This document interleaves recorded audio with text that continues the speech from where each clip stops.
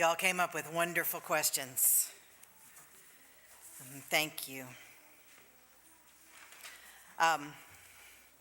Why do we light the chalice is one. We light the chalice to remind ourselves that at the center of our faith is the light of truth, the warmth of love, the power of commitment. The chalice was invented as a symbol for our faith during World War II, where some Unitarians, about whom you might have seen the documentary, started trying to rescue Jews from the Nazis. And this was the UU Service Committee, I believe, their symbol on boxes of aid and places to meet. And so we love incorporating elements from the stories of Unitarian Universalists and their lives. And the chalice reminds us of this period in our history and how we want to be those same people right now. Do UUs believe in the afterlife? I think some do. And I think it depends on what you mean by life. I think my body will be part of a tree at some point, and maybe part of the leaves at some point, my carbon. And then if a worm eats the leaf, then I'll be part of a worm, and if a bird eats the worm, I think there's a cowboy song about this. If a bird eats the worm, I'll be part of a bird. I don't know if that's what people mean by reincarnation, but and as far as whether the soul or spirit exists after death, nobody knows. Nobody knows. And the Buddha said, when one of his disciples said, "Where does our spirit go after we die?" The Buddha said, "Where does the light go when it goes out?"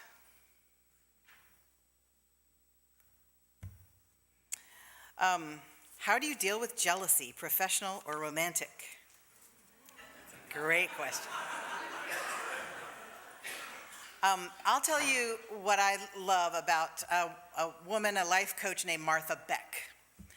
Martha Beck talks about using your jealousy as a map as to where your spirit is calling you to go next. So if you sit in a room and somebody's doing something over there that you really feel, I should be doing that, I really want to be doing that, then that is a map to where you are being called to go next. Does that make sense? So if you read an author's book and say, I want to write a book. Why does she get to write a book and I don't get to write a book? It's like, yeah, you could. If you just, the secret to writing a book is sitting in a chair and writing. Any other thing is not going to get it done. So it's pretty zen. And romantic jealousy, that's hard. That's hard, but sometimes you can ask yourself, what does that person have? What qualities does that person have that I want? And sometimes when you are jealous of a person, again, it's like a map, and you say, maybe I could develop some of those qualities in myself. Jealousy is really hard. I'm not pretending it's easy. But if I were you, I'd read Martha Beck. Just Google Martha Beck jealousy map. I love this one. On my spiritual path, I've encountered teachers who say either your feelings are your guide along your personal path, or conversely, you are not your feelings. Which way do I go? Yeah, I'm a pagan enough person to think that everything that is in us is there for a reason, is there for our aid. And that I don't want to rise above my body, and I don't want to rise above this life, and I don't want to rise above jealousy or rise above, I don't want to rise, I just want to be messing around right all in the middle of it. And so if I'm having feelings, it helps to say, I'm having this feeling. And it helps to name the feeling. Sometimes you just feel hungry. But if you go, is this mad, sad, glad? What kind of feeling-ish is this? Once you can name it, you can kind of follow it. And maybe it has something for you. Or maybe it's just passing through your life like a cloud over the sun, as the Dalai Lama says anger does. Just pass through your life and let it go. I don't know the answer. Here's what I know. If it makes sense to you, that's good. If it doesn't make sense to you, don't believe it. And if anything that you are being asked to believe or think feels like shackles on your wrist, don't believe that. Does that make sense? If somebody says, the way you are is just wrong, you go, no, the way I am is not wrong. So,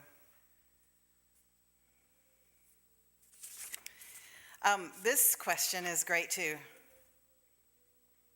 And I'm going to paraphrase because it's long. Basically, Richard Dawson said we are all atheists when it comes to gods like Zeus and Ra and the old gods that people used to believe in, but not many people believe in them anymore, although I believe if you went on the internet, you could find people.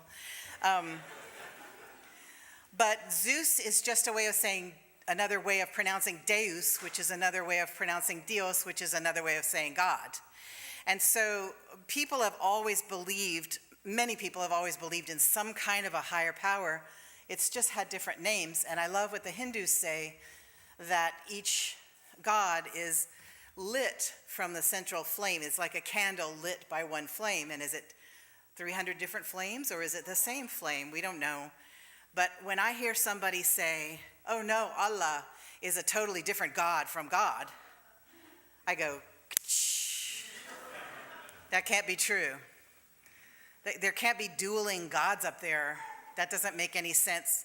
Even one God up there doesn't make any sense a lot of days. So I think as we evolve, we'll come up with some kind of way of talking about this experience that human beings have.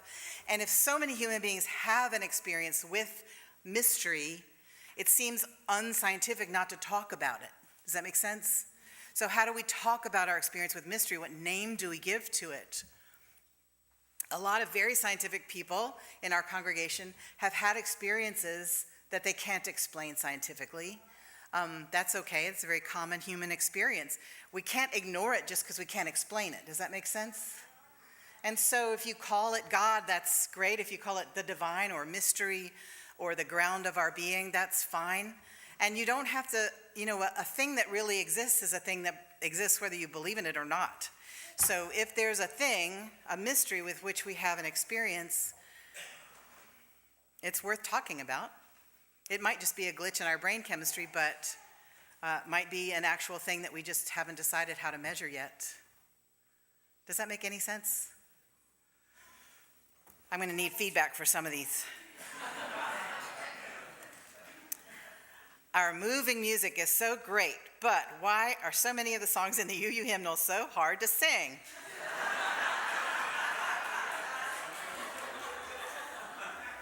Do all UU churches use the same hymnal? No, some of them use a hymnal that's harder. Yeah, they're all Protestant songs, and I think Catholic songs too are hard to sing. They're just hard to sing, and I don't know why. I think it's because actual singers write them down, and so they're written down in notes that these folks could sing, but most folks can't sing. And so you find yourself going, trying to make that note that you're going to hear one of them actually sing later. We keep trying. We keep trying. Why, when so many of us are unbelievers, do we use the word worship? We would never bow down to anyone or anything. Worship comes from the Old English worth, skype, which means holding up what is of worth. Holding up what is of worth. So worship is where we just lift our values and speak of our values and shine the light on the beauty and the courage and the transformation that we could experience. That's why.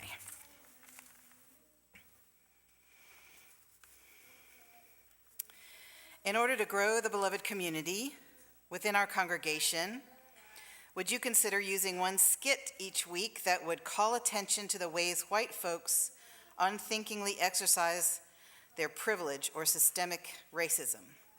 The aim is to create aha moments. Yeah, I think if y'all write a skit that would do that, we could have it in the congregation's worship service. That would be great. I think once a month is a lot of skits. Did they say once a month or once a week? They said once a week. That ain't happening. But if I have to write them. But if y'all write them, you write as many as you want, give them to me, and if I feel like they'll create an aha moment, we'll do a skit for sure.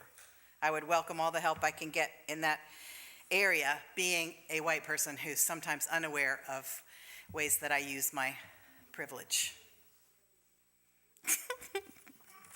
This person is a devil. If a train leaves Chicago at 45 miles an hour.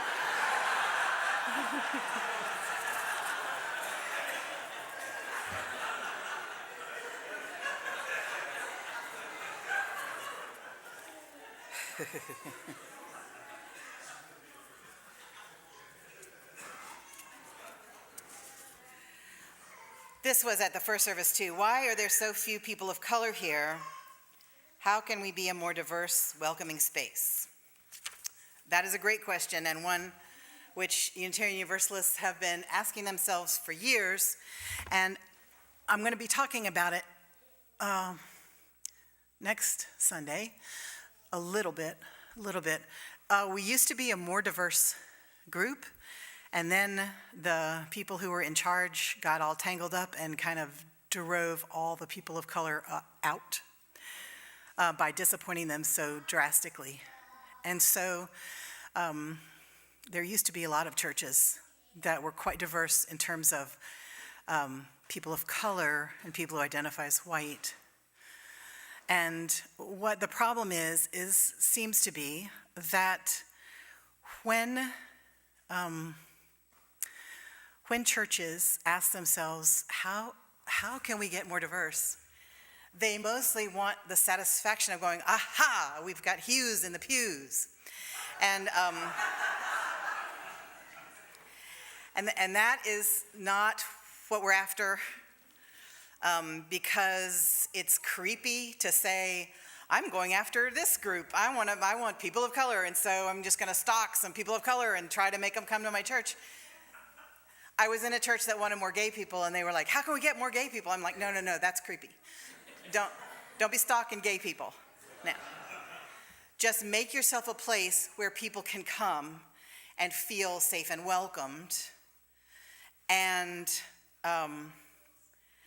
what we're working on in this congregation, slowly, carefully, persistently, is how do we make ourselves, those of us who are people of color and those of us who identify as white, how do we make ourselves a group in which the seeds of a multicultural congregation can grow? How do we keep from plucking them and going, grow faster? You know, the farmer that pulled on the plants to make them grow faster. You can't, I was helping raise two children who were children of color for a long time. And whenever we would go into a UU church, because I was traveling and speaking, whenever we would all come into the UU church, people would just descend on those children, because we usually upped the diversity quotient by a half, and it was scary for them. So that's like pulling on the chutes. And then later I've told you the story of some folks who came in the door and were asked on their second visit if they would be on the anti-racism committee. It's like, no. It starts in here to change, if you're a person who identifies as white, to become aware of the systemic racism, which you could have in this country whether there were any individual racists or not, and the individual blind spots of white privilege that you might have, and you might accidentally, with all good intentions, do or say something which drives a person of color out of the church, or drives a gay person out of the church, or just drives a person out of the church. One wonderful class on how to grow your congregation is called How to Repel Fewer Visitors.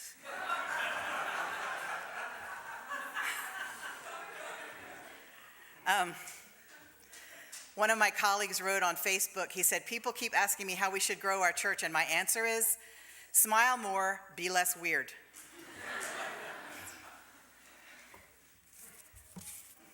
I think he was just about to retire.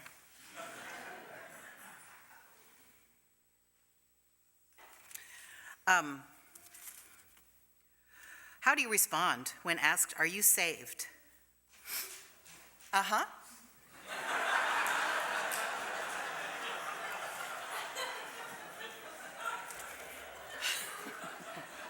It's not hard.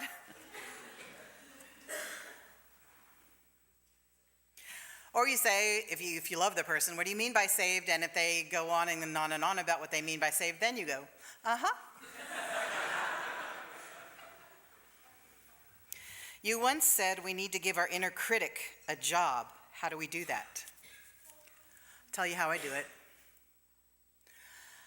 When my inner critic starts kicking up, I imagine a lecture room at UT fitted out with all the latest extravagant technology, and I give my inner critic I don't know if it's a him or her usually, I give them a class full of students who are listening attentively and taking notes. And then they can lecture as long as they want to the students about how I'm doing everything wrong, and I can go about my business. I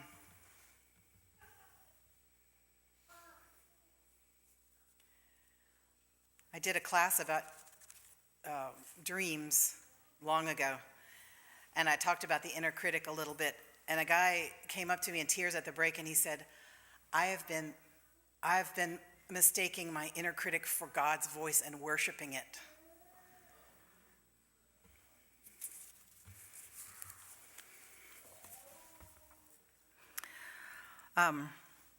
What is spiritual achievement or advancement in you? That's a great question too.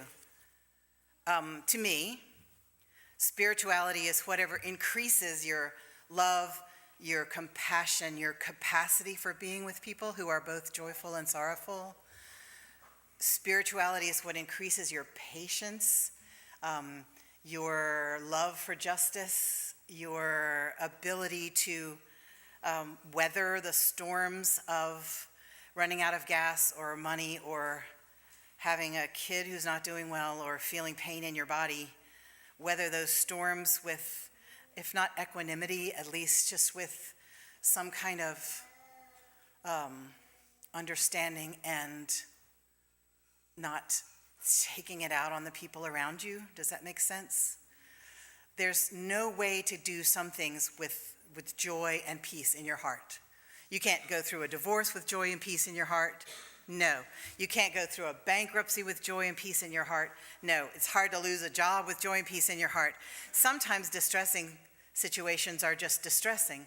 But if you have a spiritual rootedness or a spiritual core, you can find a way to have clarity about it and to maybe have some ideas about how it's helping you in the long run.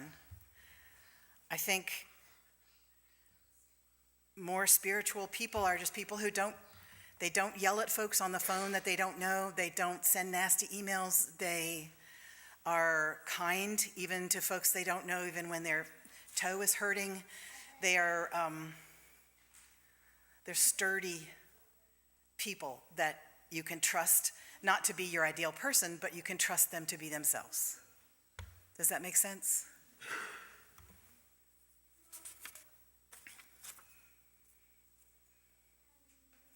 And I don't believe that the more you don't blink, the more spiritual you are.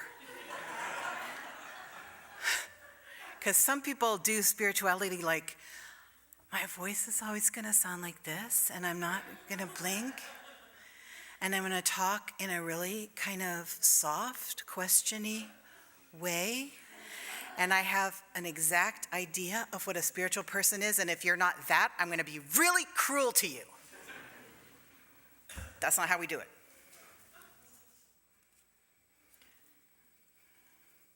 What's your personal vision for how we as a congregation will build the beloved community. The work of our board was all last year to listen to you guys and make goals for the congregation. And lo, they did make a list of goals which are amazing and fabulous. And then my job as the minister, the executive, is to interpret those goals and say, here's what I think you mean. And the board goes, that's what we meant, or no. And once I do the interpretation, then I also have an idea of how we can measure whether that's happening or not.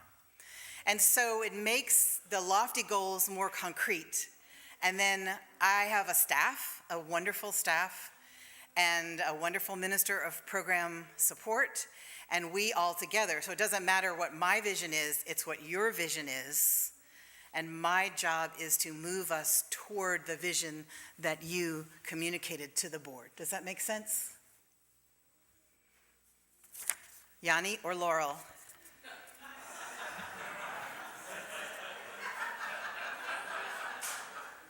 Laurel all day, every day.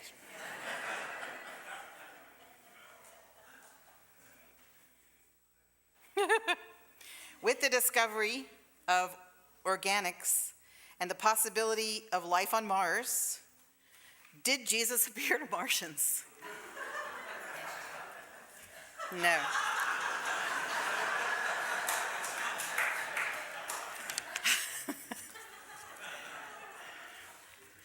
If service is the law of this church, why don't we have more people volunteering? I ask myself that all the time. I think we have some scofflaws around here.